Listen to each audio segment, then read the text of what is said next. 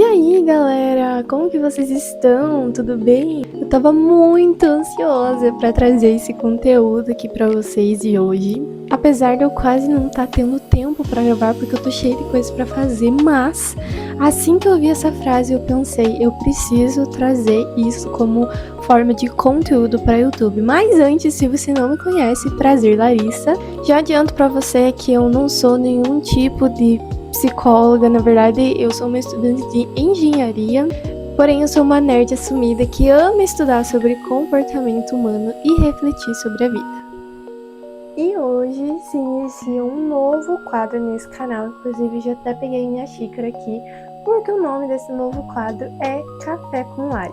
Porque as melhores reflexões vêm quando a gente senta à mesa com alguém. E nesse quadro eu vou tratar com vocês sobre psicologia, fé, reflexões de vida, dilemas de vida, alguns fatos curiosos e algumas palavras diferentes para que a gente tenha um vocabulário mais diversificado, por assim dizer. Então, se você gosta de conteúdo assim, já deixa sua curtida aqui embaixo, para que o YouTube entenda que você gosta desse tipo de coisa e continue recomendando os meus vídeos para você.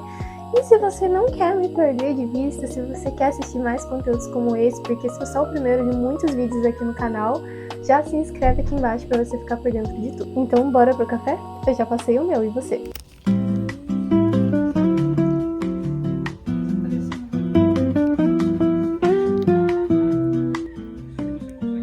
Eu acendi a luz aqui, eu não sei se ficou melhor assim ou não. Mas é sobre isso, gente. A gente faz com o que dá. Por enquanto, a gente só tem um conteúdo bom. Agora, ferramentas tá em falta por aqui. Mas bora lá pro que realmente importa. Essa semana eu ouvi uma frase que, assim, me fez ficar refletindo por um bom tempo. Pela sua saúde mental, pare de ficar procurando sentido em tudo. E olha, eu sei que isso parece assustar um pouco, né? A gente vive numa cultura, e eu me incluo nisso, que a gente tem que ficar procurando sentido em tudo que acontece. Porque esse encontro não foi coincidência, porque isso aconteceu pra me ensinar algo. E eu não tô aqui pra dizer que isso é mentira, mas eu tô aqui pra te fazer olhar o outro lado da moeda. Será que essa busca por sentido compulsiva não tá, às vezes, nos adoecendo?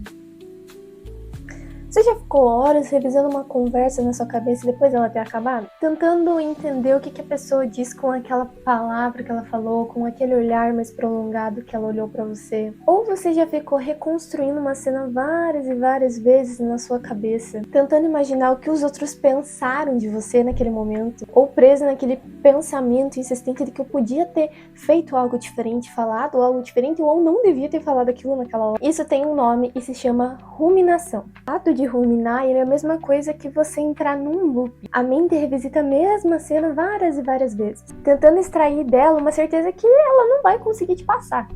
E a ansiedade adora esse looping, porque ela faz você achar que ficar pensando repetidamente na mesma coisa vai trazer alguma solução para o seu problema, e adivinha, não vai. Porque pensar não é o mesmo que resolver. E 90% das vezes ficar ruminando não vai produzir efeito nenhum a não ser desgaste emocional. Então você ficar imaginando 30 mil possibilidades na sua cabeça não vai fazer que você descubra o que realmente aconteceu, o que está passando na cabeça da outra pessoa.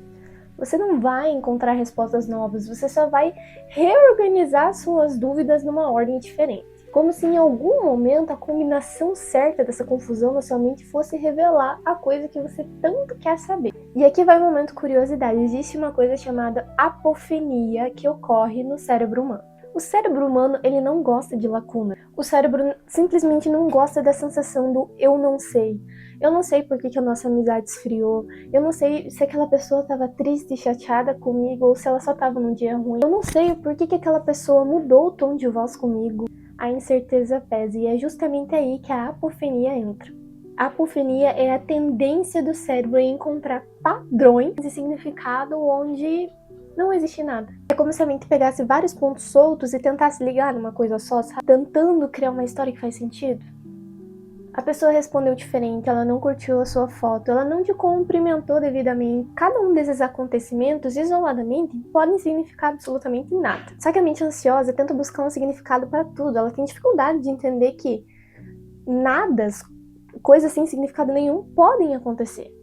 E aí ela tenta criar toda uma narrativa em torno disso. Essa pessoa tá brava comigo, eu fiz alguma coisa errada, eu fui expansiva demais, a pessoa perdeu o interesse em mim. Percebe? Você transformou as suas próprias interpretações em fatos. E aí, meu amigo, que você começa a surtar. E não porque você queria mentir para si mesmo, mas porque o teu cérebro prefere interpretações mal feitas do que nenhuma interpretação. É quase que um quebra-cabeça sem peças. Em vez da mente aceitar que aquelas peças não existem, ela tenta desenhar peças e fazer elas caberem dentro daquele quebra-cabeça. O problema é que quando a gente faz isso repetidamente, a gente passa a viver mais dentro das histórias que a gente criou do que dentro da realidade em si. A gente gasta energia tentando entender o passado, prever o futuro, decifrando as pessoas e prevendo rejeições que não sobra energia para aquilo que realmente importa.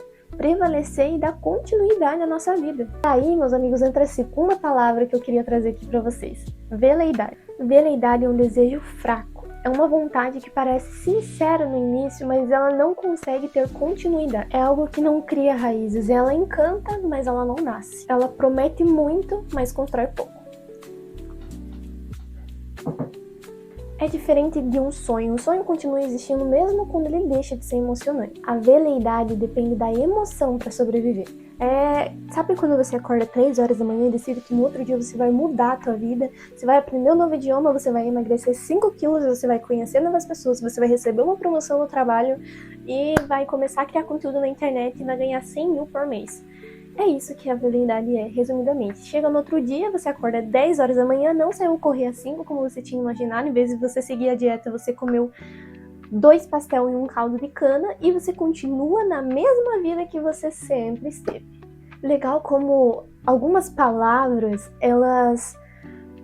Não é que a gente não conseguia dar um significado àquilo que a gente estava sentindo. É que, na verdade, a gente não sabia a palavra correta para dar voz àquilo que a gente realmente sentia. E essas palavras que eu trago aqui para vocês não é para vocês saírem amanhã no grupo de amigos de vocês falando, nossa, que veleidade.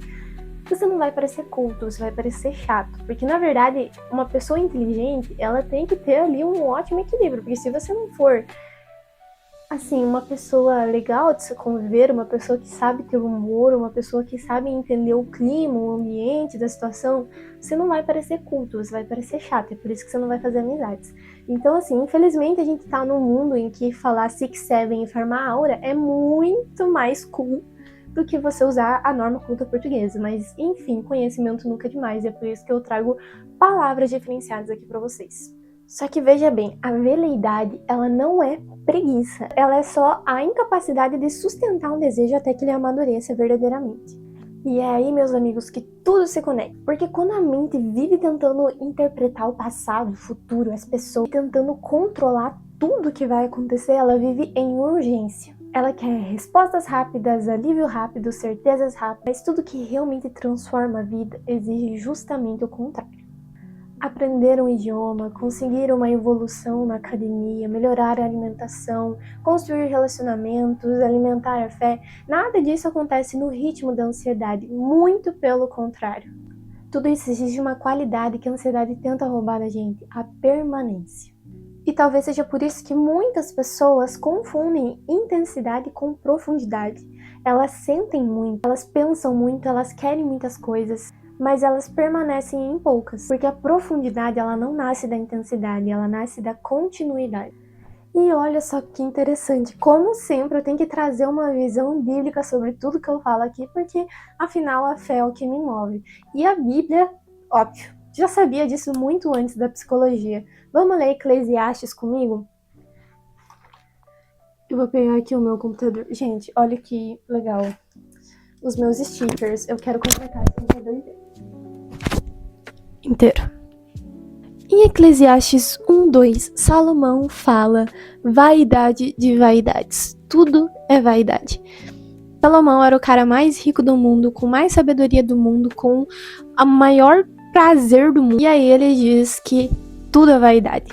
E vaidade, nesse versículo de Eclesiastes 1:2, em hebraico, é uma palavra chamada hevel.